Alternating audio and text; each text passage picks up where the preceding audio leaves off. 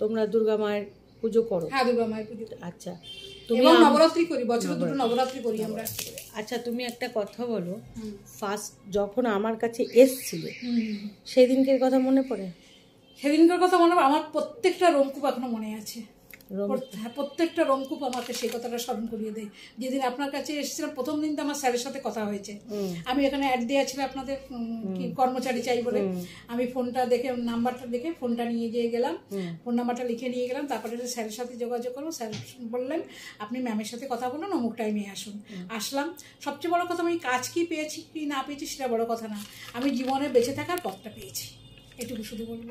আমি এত উপকৃত যে মানে বলবার নয়। তোমার এখানে আমার কাছে আসলে ভালো লাগে? অসাধারণ ভালো লাগে, মনে হয় আমি একটা স্বর্গীয় তৃপ্তি অনুভব করি। তাই? একদম। আর তুমি মনে মনে খুব আমার কথা ভাবো? খুব মনে মনে ভাবি, খুব সবসময়, সবসময় মনে মনে ভাবি। একটা কথা বলি, যেটা এত প্রবলেম, শারীরিক প্রবলেম থাকা সত্ত্বেও তুমি মানসিকভাবে প্রচন্ড স্ট্রং, এটাতে তোমাকে অ্যাওয়ার্ড দেওয়া উচিত। এবং এটা আমি যদি কোনো সময় অ্যাওয়ার্ড ডিক্লেয়ার করি তোমাকে অবশ্যই দেবো। সব থেকে বড় কথা হচ্ছে তোমার বয়স কত হয়েছে একটু বলো? আমার বয়স 53 বছর বয়সে এতগুলো শারীরিক অসুস্থতা আগের থেকেই হয়েছে। ওই শারীরিক অসুস্থতাগুলো তো অনেকদিন আগের থেকেই। আমি আর 34 বছর ধরে সুগারের ভুগছি। মানে 34 বছর, যখন কলেজে পড়ি তখন থেকে। মানে 34 বছর, মানে এখন যদি 53 হয় তাহলে তোমার 23 বছরেরও বেশি ছোটবেলা, মানে যখন কলেজে পড়ি তখন থেকে, মানে 18 বছর বয়স, একদম একদম তখন থেকে তোমার সুগার ধরা পড়ে এবং সুগারের সঙ্গে লড়াই করে যাচ্ছে তুমি। এবং তুমি নিজে তারপরে তোমার ডিগ্রিটা একটু প্লিজ বলো। আমি হচ্ছে হিন্দিতে এমএ করেছি। হিন্দিতে এমএ করেছো? গ্রাজুয়েশন কমপ্লিট করার পরে হিন্দিতে এমএ করেছি। আচ্ছা। প্লাস মিউজিক নিয়ে ডিপ্লোমা করা তো এবং যোগা করা, মেডিটেশন করি, যোগা করি। হ্যাঁ, এই সমস্ত তো দেখতেই পাচ্ছ কতটা সুন্দর। আর ফিগার কিন্তু খুবই সুন্দর। একটু দাঁড়াও, হ্যাঁ একটু দাঁড়াও, না ওকে দাও, ওর হাতে দাও। এখন তো কুমড়োর তরকারি শুধু খাচ্ছে, ভাত খেলো না। ওঠো, সময় লাগবে। এই যে পায়ের এখন প্লেট বসানো, তারপরেও ও উঠছে, দাঁড়াচ্ছে, কত সুন্দর ফিগার দেখো। এবং মুখটা দেখো গ্ল্যামারাস হয়ে গেছে। ফুলের পাশে দিয়ে আমি একটু করে দিই। আচ্ছা, বসো বসো বসো। তুমি কষ্ট করে দাঁড়ালে। আজকে 6 মাস ধরে তুমি এটা তোমাকে আমি একটু ইঙ্গিত দিয়েছিলাম। হ্যাঁ, এটা ম্যাম প্রথম দিন আমি যে লাস্ট যেদিন গানের ক্লাস করতে এলাম, আমার এখনো খুব অবাক লাগে। ম্যাম বলেন কি, মিঠু এত ছোটাছুটি করো না, শুধু এই কথাটুকু বলেছিলেন। আর সব সময় তোমাকে বলেছিলাম কথাটা। হ্যাঁ, তোমাকে সব সময়, কারণ আমি বুঝে গেছি যে, এবং যখন তোমার হয়েছে তুমি পড়ে গেছো, সেদিনকে মনে আসার কথা ছিল। আমি তোমার হাজবেন্ডকে ফোন করে যে মিঠু কেমন আছে, প্রথম কথা এটাই বলেছি যে মিঠু কেমন আছে, সব ঠিক আছে তো, এরকম বলেছিলাম। একটা সিক্স সেন্স আমার কাজ করে। এবং যখন তুমি প্রথম দিন এসেছিলে, এত কিছু থাকা সত্ত্বেও কিন্তু একটু অসহায় অবস্থায় পড়ে গেছিলে, কিন্তু সেখানে খুব নিমিষেই মা দুর্গার নাম করতে করতে একদম মিরাকেল হয়ে, তাই না? এখন এত সুন্দরভাবে মিঠু ভালোভাবে থাকে, মানসিক শান্তি পেয়েছো, মানসিক শান্তি পেয়েছো। এবার আমি তোমাকে বলবো যে মিঠু আমাকে এত ভালোবাসো কেন, সেটা একটু বলো। ভালোবাসি কেন বলেন তো, এটা একটা ভালো লাগে, ভালো লাগা ভালোবাসার মধ্যে অনেকখানি পার্থক্য কেমন বলো তো? হ্যাঁ, সেটা আমি বলি। ভালোবাসায় ভালো লাগার মধ্যে থাকলে সেটাকে ভালোবাসা বলে। কেমন কেমন কথা বলো বলো বলো, সবার কাছে এটা ইম্পর্টেন্ট ব্যাপার। কি বলো? ভালোতে বাস করা হচ্ছে ভালোবাসা। ভালোতে বাস করা হচ্ছে ভালোবাসা। ওরে বাবা, মিঠু কিন্তু দারুণ ব্যাখ্যা দিয়েছে। ভালোতে বাস করা হচ্ছে ভালোবাসা। ঠিক আছে, তাহলে তুমি কি আমার সঙ্গে ভালোতে বাস করছো? ভালোতে বাস করছি। বাহ, কেন বলুন তো? সেটা ভালোতে বাস করে তার একটা বলতে হবে। থিওরিটা হচ্ছে এরকম, যখনই দেখবেন কোনো পজিটিভিটি কাজ করে মানুষের মধ্যে, হ্যাঁ, আর নেগেটিভ মানুষের সাথে আমি কথা বলতে কম পছন্দ করি। কিছু মানুষ হচ্ছে দেখবেন কেমন আছেন দিদি, আর ভালো নেই, বাতের ব্যথায় মরে যাচ্ছি, কান কটকট কান কটকট। আমার এই ধরনের লোকের সাথে কথা বলতে ভালো লাগে না।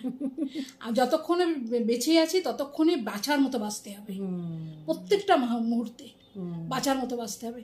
আমার কমপ্লিকেশনগুলো যে শরীরের মধ্যে যে কি অবস্থায় আছে, আপনারা যারা দূর থেকে দেখছেন তারা বুঝতে পারবেন না। আমার পায়ে 64খানা সেলাই পড়েছে, সেই অবস্থায় আমি সায়েন্স থেকে এখানে এসেছি ম্যামের সাথে দেখা করতে।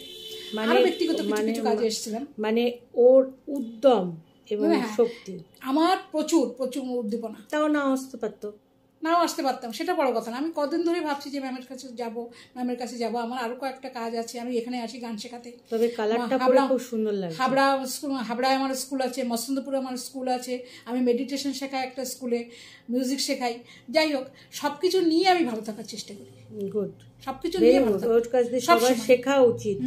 সবচেয়ে বড় কথা হচ্ছে কি বলুন তো, নেগেটিভ যারা কথাবার্তা বলে তাদের কাছে আমরা এই জোড়হাত করে, আপনারা যারা এই ভিডিও দেখবেন তাদের কাছে শুধু একটি কথা বলবো, নেগেটিভ পার্সনদেরকে এড়িয়ে চলবেন এবং যদি পারেন তাদের পজিটিভিটি শেখাবেন, কি করে বাঁচতে হয়। আপনি যদি একটা কথা বলি, এটা খুব দরকারি কথা। আপনি ধরুন একটি মানুষ, সে লুলা ল্যাংড়া হয়ে রাস্তায় পড়ে আছে, সে যদি বলে না থ্যাংক ইউ ইউনিভার্স, তুমি আমাকে অনেক দিয়েছো, ইউনিভার্স লজ্জা পাবে কি আমি তো তোকে কিছু দিইনি, রাস্তায় পড়ে আছিস লুলা ল্যাংড়া, তাও আমাকে ধন্যবাদ দিচ্ছিস। ঈশ্বর লজ্জা পেয়ে আপনাকে পথ পরিষ্কার করে দেবেন, আপনার বাঁচার পথ পরিষ্কার করে দেবেন। আমি এটুকু বিশ্বাস করি, মনে প্রাণে বিশ্বাস করি। আপনি যা চাইবেন তাই পেতে পারেন। সকালবেলা উঠে আর একটা টিপস, এর মধ্যে একটা টিপস যদি, সকালবেলা উঠে 2 হাত জোড় করুন, জোড় করে 2 হাতে কিস করুন, কিস করে বলুন হ্যাঁ থ্যাংক ইউ ইউনিভার্স, আমি সবার থেকে ভালো আছি।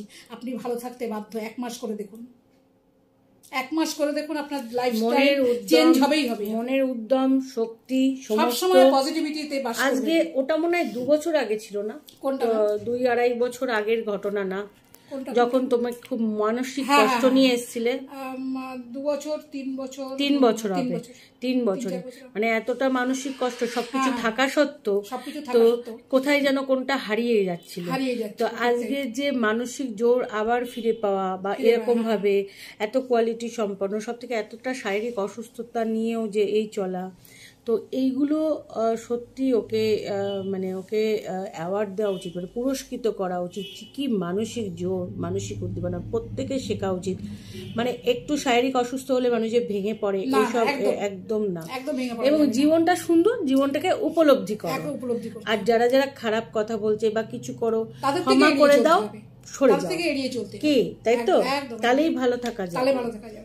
যে ভালোবাসে, যার ভালো লাগে তার সঙ্গে থাকা ভালো, ঠিক কি বলো? সেই সব সঙ্গ ভালো, যেটা ও বললো সবসময় পজিটিভিটিতে। আর শুধু তোমার গানটার জন্য কিন্তু বিশাল ব্যাপার, গানটার জন্য কিন্তু মানসিক একটা শান্তির একটা বিষয় হয়। তো আপনারা যারা গান শিখতে চান তারা কিন্তু মিঠুর সঙ্গে যোগাযোগ করতে পারেন। এবং মেডিটেশন করলে, যোগা থেরাপি আমি করাই, মেডিটেশন করলে করতে পারেন, যোগা শিখলে শিখতে পারেন, গান শিখলে আপনারা এখানে যোগাযোগ করতে। এটা ভেবে নেবেন না যে পয়সার বিনিময়ে, না না, ম্যামের সংস্থা কিন্তু পয়সার বিনিময়ে কিছু হয় না, আমি সেই বিশ্বাসের জায়গা থেকে বলছি। না, আপনাদের যার যেমন ক্ষমতা সেই অনুযায়ী আপনারা যদি করতে চান অতি অবশ্যই যোগাযোগ করবেন, মিঠু করাবে। মিঠু তোমার এটা মানে মিঠু কেন যে এত ভালোবাসে আমি আজ পর্যন্ত বুঝলাম না। মিঠু কিন্তু বেশ পছন্দ করে আমাকে, তাই না? একদম একদম। আমি নিজের দিদিদের থেকে আমার 3 বোন, নিজের দিদিদের যতটা আমি বিশ্বাস না করি, যতটা শ্রদ্ধা না করি, ভক্তি করি, তার থেকে ম্যামকে কয়েক লক্ষ গুণ বেশি শ্রদ্ধা করি। এটা বিশাল বড় পাওয়া। এবং আরো একটা কথা দীপ্ত কণ্ঠে ঘোষণা করি আজকে, যখন ম্যাম যখন ভিডিও করছেন, সেই সৌভাগ্য আমার যখন হয়েছে, আর একটা কথা বলে, আমি শেষ বয়সে ম্যামের কাছেই কাটাবো। ওইটা মনের ইচ্ছা, ঠিক আছে, মনের ইচ্ছা। কতটা ভালোবাসা থাকলে মানুষ এরকম চিন্তা ভাবনা করে। মানে সমস্ত আত্মীয় থেকে পরম আত্মীয় যখন মনে করে কোনো মানুষ, তাহলে সেটাও আমার কাছে বিশাল বড় পাওয়া। তুমিও তো কাটাবে মনে হচ্ছে, তাই তো? ওই যে আরেকজন হাসি, ঠিক আছে। তো ঠিক আছে, তুমি খেতে লাগো। আর সবাইকে আমরা একটা গুড বাই বলে দিই। আর তোমার আজকের এই স্পেশাল ডেস, কুম্ভ স্পেশাল চলছে নাকি, মহাকুম্ভ স্পেশাল, ভালোই লাগছে। না না, ওইসব শোনো, মেন কথা হচ্ছে কুম্ভ হচ্ছে মনে, মহাকুম্ভ স্নান।